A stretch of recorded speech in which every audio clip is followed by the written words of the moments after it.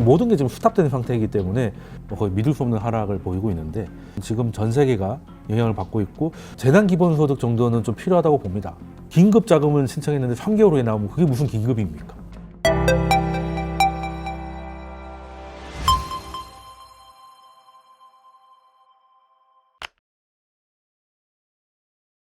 반갑습니다. 돈쌤 정현두입니다. 오마이스쿨 유튜브 채널에선 처음 인사드린 것 같은데요. 제가 앞으로 모두경제라고 해서 일주일에 한 번 정도는 뉴스들을 봤을 때 맥락을 이해하기가 어렵지 않습니까? 그 맥락을 짚어주는 시간을 한번 가져보려고 합니다. 근데 첫 번째 시간에 준비한 얘기가 조금 좀 슬픈 이야기가 있죠. 오늘 최근에 시장이 굉장히 좀 흔들리는 모습을 보이고 있는데, 사실 뭐 우리나라뿐만이 아니라 지금 전 세계 증시가 지금 패닉 상태를 보이고 있고, 지금 촬영하고 있는 오늘만 하더라도 뭐 좀 전까지 코스닥 같은 경우는 지금 두 자릿수 정도의 하락을 보이고 있는데요. 한 달 전에 코스피 지수가 2250이었다가 지금 오늘 보니까 뭐 1490 정도 됐죠.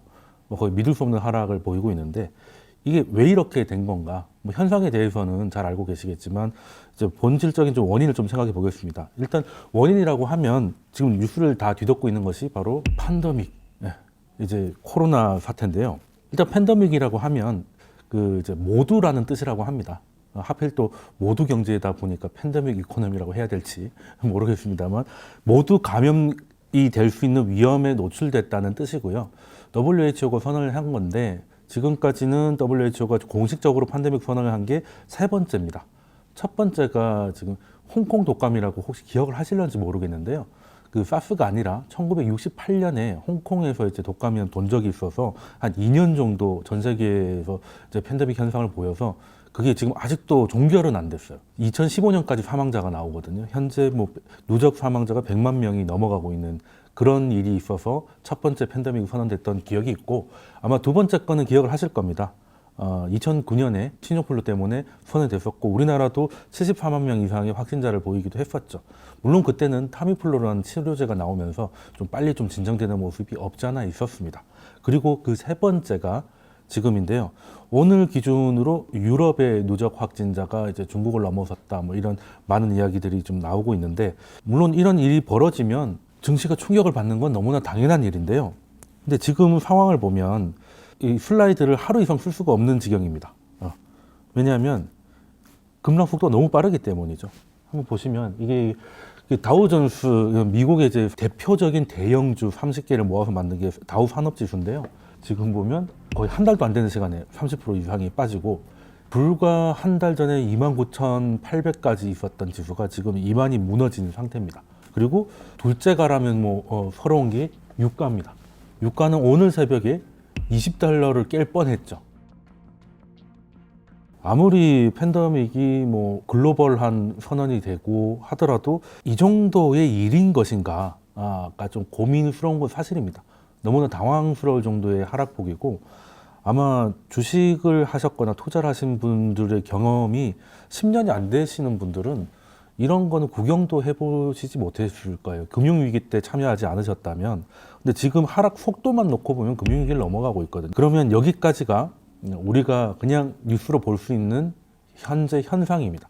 시장이 굉장히 공포에 질려서 엄청나게 하락을 하고 있다라는 건데, 그러면 제일 먼저 해야 될 거는 방역의 문제인데, 방역은 이제 각국의 의료 역량에 따라서 열심히 지금 하고 있고, 우리나라도 지금 거의 의료진들이 몸을 갈아넣고 계시잖아요. 이게 코로나라는 게 치사율은 예전에 그 팬데믹보다는 훨씬 낮지만 전염력이 높은 거고요. 높은 전염력 때문에 영향을 받는 사람들이 많잖아요. 그래서 이거는 이 코로나 바이러스 때문에 죽는 사람보다 코로나 불황 때문에 죽는 사람이 훨씬 많을 거라는 거죠. 네. 그리고 우리도 대구 경북 중심으로 나왔지만 영향은 전국이 받았지 않습니까?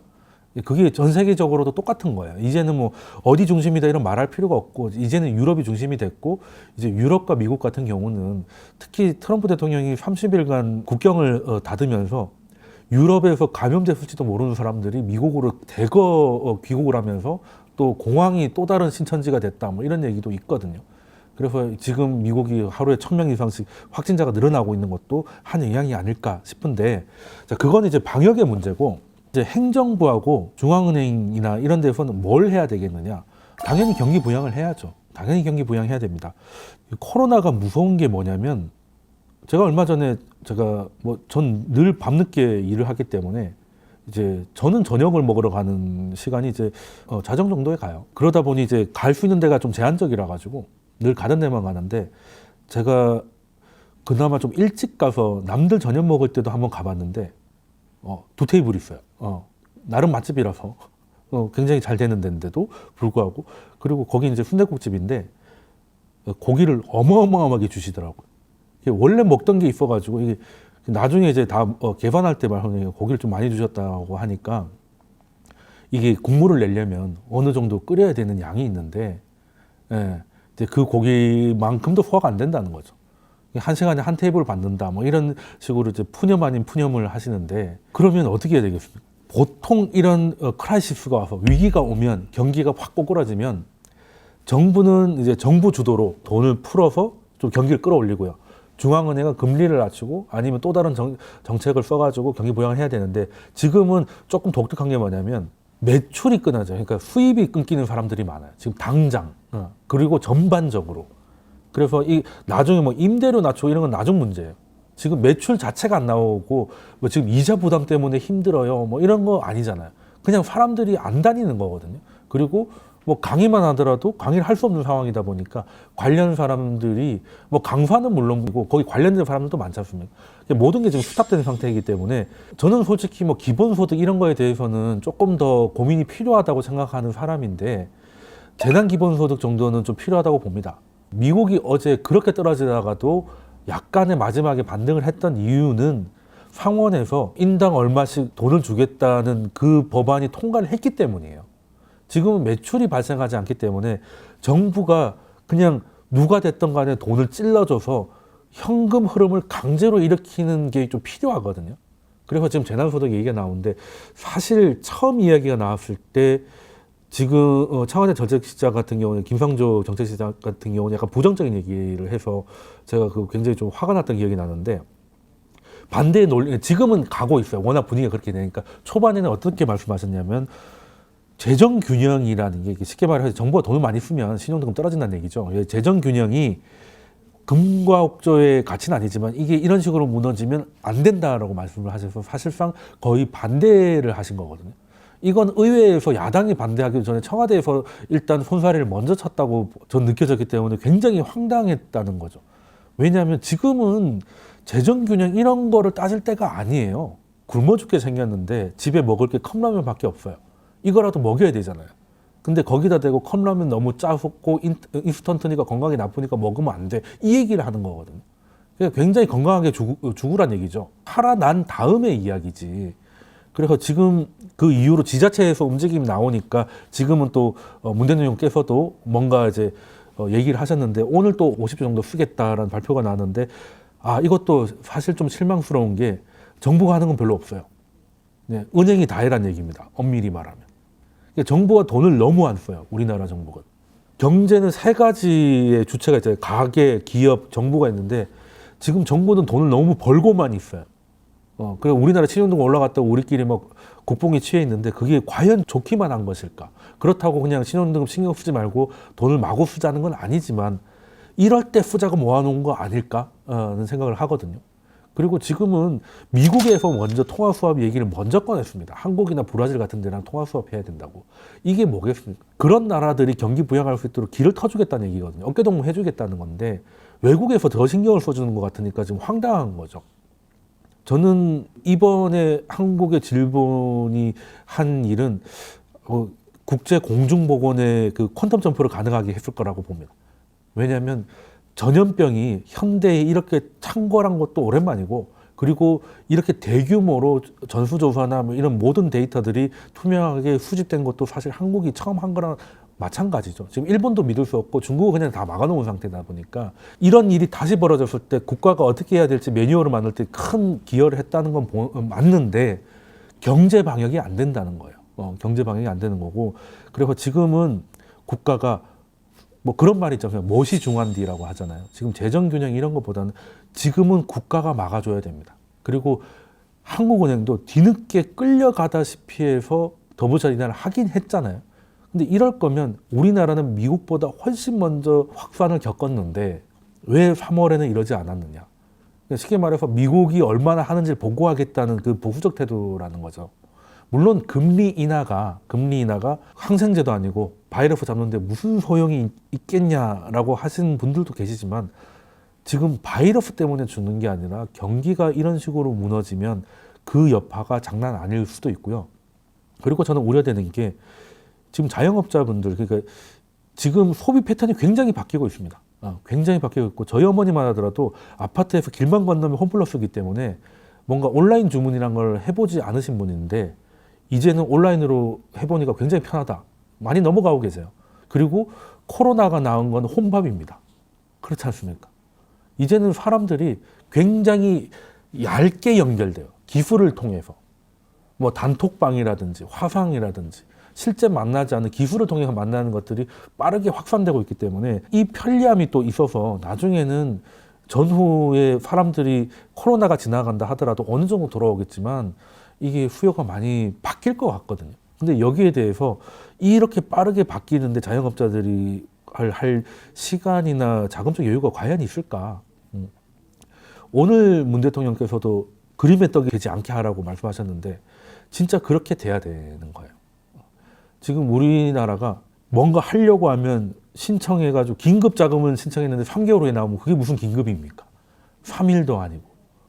물론 이게 실물을 몰라서 그런다. 이게 뭐 아무리 나라 돈이지만 막 줘도 되느냐. 물론 그건 맞는데 최대한 좀 빨리 가는 방법으로 가야 되는 거고 나름 오늘 대책도 어느 정도 최대한 찾은 건 알고 있는데 정부 스탠스가 정부보다는 너무 은행이나 민간 쪽에 떠넘기고 있다는 느낌을 좀 지우기가 어려웠다는 거거든요. 지금 우리나라랑 GDP 규모가 비슷한 스페인만 하더라도 추경 규모가 274조를 얘기했습니다. 지금 우리나라 처음에 11조 얘기했다가 대구가 터지면서 4조 추가했다가 이거를 또 올리니 많이 가지고 지금 싸우고 있는데 저는 사실 뭐 미국이 조금 부러운 게요. 미국하고 싸울 때는 겁나게 싸웁니다. 미국도 뭐 낸시 펠로시하고 트럼프하고 얼마 전에 뭐 악수도 생까고 뭐 종이 쪽지도 찍고 하는 거 보면 거기도 갈 만큼 갔다라고 느끼고 있었는데 비상사태가 딱 선언되고 나니까 일사천리로 움직이잖아요. 그게 비상사태죠.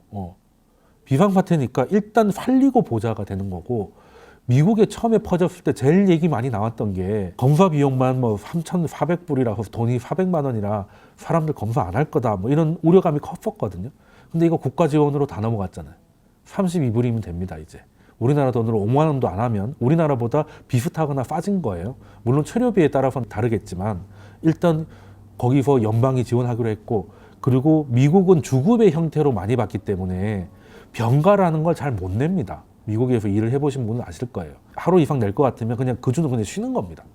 그런데도 최소 보름간 병가를 자유롭게 내고 그 보름 동안의 기본급은 국가가 지급하겠다는 거잖아요. 이게 일사천리로 통과됩니다. 비상선언을 선언하니까. 근데 우리는 심각한 대로 격상됐는데 그냥 사람들 표정만 심각해진 거예요. 뭐 이렇다고 뭐 변해진 게 없는 것 같아요. 언론들은 마스크가 뭐 있네 없네 그걸로만 열을 올리고 있고 안 그래도 마스크 끼고 있어 답답한데 더 답답하게 만들고 있는 것도 사실이죠. 그러니까 지금 약간 중재 역할을 해야 되고 방향타 역할을 해야 될 언론들은 이제 다른 쪽을 좀 가르치는 것도 없잖아 있고 정부는 너무 돈을 아끼고 있고 그리고 시장은 쉽게 말해 부빌 데가 없으니까 뭐 정부 때문에 떨어졌다는 건 오바지만 그래도 어느 정도 부빌 언덕이 있는 것과 없는 것의 차이는 좀 다르다고 봅니다. 그래서 미국이 떨어질 때도 초반에는 우리나라가 2년간 먼저 빠진 게 있어서 좀 버티나 했더니 지금은 이제 보란 듯이 자유 낙하를 시작하기 한 것도 이게 쉽지 않겠구나라는 생각을 좀 하시는 것 같아요.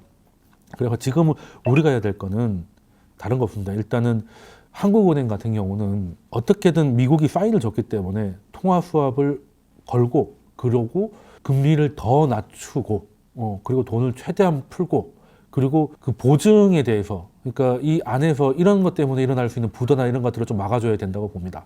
근데 다행히 과거하고 지금 한 달 전 이주열 총재하고 지금의 톤은 많이 달라졌어요. 심지어 뭐 할 수 있을지 없을지 모르겠지만 양적 완화까지 언급을 하셨으니까 한국은행은 조금 늦었긴 했지만 마음을 좀 먹은 것 같아서 좀 기대를 하고 있고 정부도 누가 힘들고 뭐 이런 걸 떠나서 빨리빨리 좀 움직이자. 빨리빨리 좀 움직여서 지금 뭐 서울시나 뭐 지자체들이 움직이는 거를 이제 전국 단위로 좀 정부가 해야 된다. 라고 봅니다. 지금은 어떻게든 사람들한테 현금을 쥐어줘서 돈을 돌릴 수 있는 정책을 빨리 해서 이 위기를 어떻게든 넘겨야 된다라고 생각을 합니다. 앞으로 좀 부족했던 부분은 그 일주일에 한 번 정도는 제가 영상으로 천천히 설명을 드릴 것이고요. 제 유튜브 채널에서도 다 지금 설명을 하고 있으니까 기회가 되시면 한번 찾아보시면은 지금 이럴 때 그냥 공부한다는 마음으로 시간 좀 가져보시는 것도 좋을 것 같습니다. 그럼 오늘 첫 번째 시간 여기까지 하겠습니다. 감사합니다.